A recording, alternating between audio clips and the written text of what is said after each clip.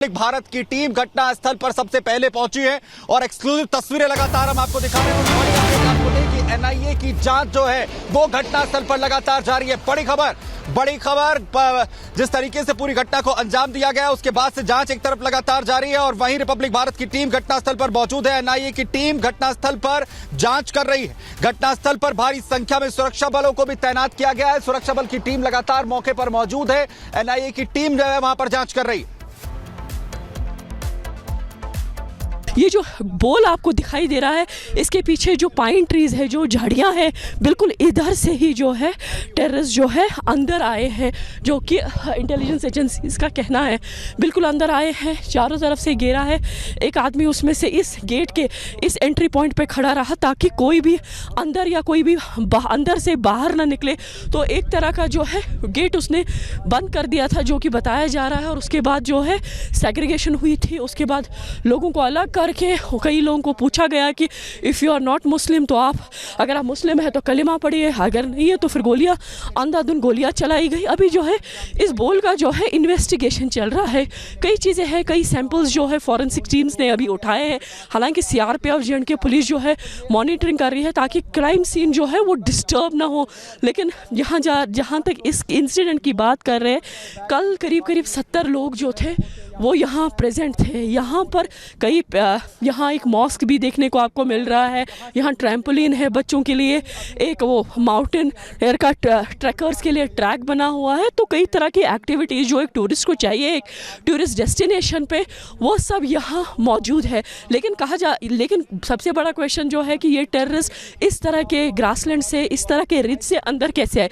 जहाँ आप international border की बात करेंगे, कई महीनों से, पिछले 1.5 साल से आईबी का सेक्टर जो है काफ़ी गर्म रहा। कई इन्फिल्ट्रेशन अटेम्प्ट्स हुए को तो कहा जा रहा है कि एक आईबी से जो इन्फिल्ट्रेशन हुआ है वो आते आते किश्तवाड़ आ गया, किश्तवाड़ से वो अनंतनाग इस रिज पे पहुंचा। और अनंतनाग में आप देख रहे हैं कि जो गडोल का ऑपरेशन हुआ था 2023 में, जिसमें आर्मी के 4 सोल्जर्स और एक जम्मू एंड कश्मीर पुलिस का डीएसपी की हत्या हुई थी। और उसके बाद जो है कि इस पूरे रिज में जो है एक्टिविटीज़ बढ़ती रही, क्योंकि कई जगह पर जो देखा गया कि ऑपरेशंस लॉन्च करने की कोशिश की लेकिन सक्सेस नहीं हो पाया। वो रीज़न यही है कि ये जो रिज है इसमें बहुत ज़्यादा थिक फॉलेज है और साथ साथ इसमें सिल्प है, जिसकी वजह से ऑपरेशंस जहाँ जहाँ कैरी हुए वो हैम्पर हुए या जो पार्टीज़ थी उनको वापस लौट के आना पड़ा।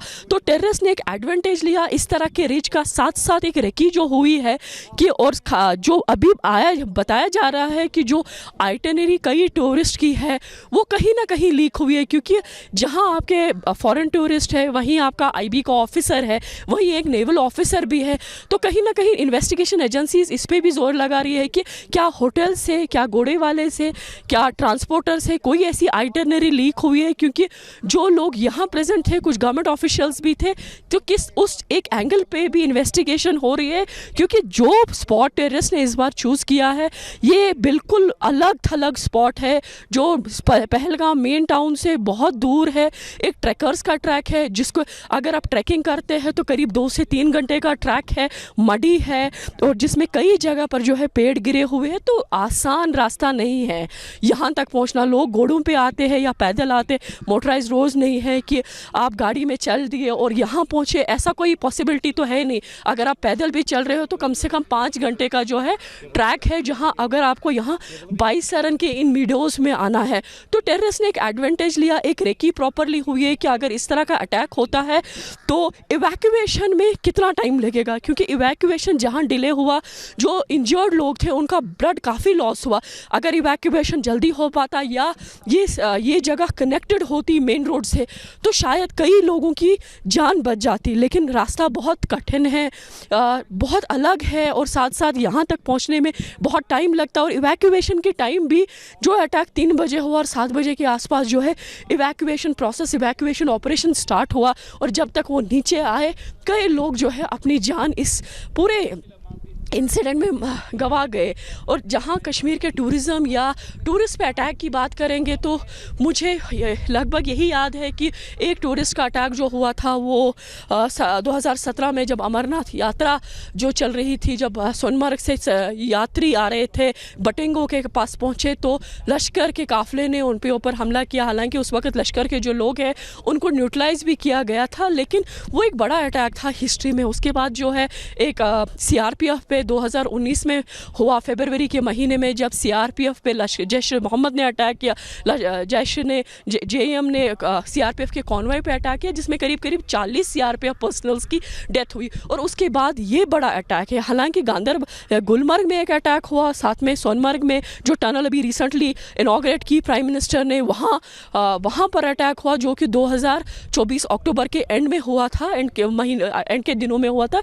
लेकिन ये एक चैलेंजिंग ऑपरेशन रहेगा, बल्कि जितना इंटेलिजेंस आप इतना इन्फ्यूज़ करेंगे उसमें और भी ज़्यादा लेयर्स मिलेंगे, क्योंकि टेररिस्ट यहाँ किस तरह से पहुँचे, कौन सा रास्ता लिया गया, कितना लोकल सपोर्ट मिला, क्या कोई आइटनरी लीक हुई थी, क्या किसी की आइडेंटिटी लीक हुई थी, कहाँ कितना एक्यूरेसी था इस अटैक में। और साथ साथ जो गेट को इन्होंने बंद किया ताकि कोई अंदर से बाहर ना निकले और बाहर का अंदर ना आए। जैसे कि बताया जा रहा है कि करीब 8 लोग थे, 4 काली यूनिफॉर्म में थे, कुछ 4 लोग आर्मी के फटीग में थे। ये एक एक्सरसाइज है जो लोगों को धोखा देने के लिए कि भाई शायद आर्मी के कमांडो है या आर्मी के लोग हैं तो डरने की ज़रूरत नहीं। लेकिन बाद में जब पता चला तो वो टेररिस्ट थे जिन्होंने अंधाधुंध गोलियां चलाई, बच्चों और लड़कियों को, औरतों को अलग करके। लेकिन टारगेट जो रहा था वो मेल जो मेल थे उनके ऊपर टारगेट हुआ। कुछ लोगों पे सर के ऊपर गोली लगी, जिससे क्लियर है कि इंडिकेशंस और उनका मोटिव खाली यही था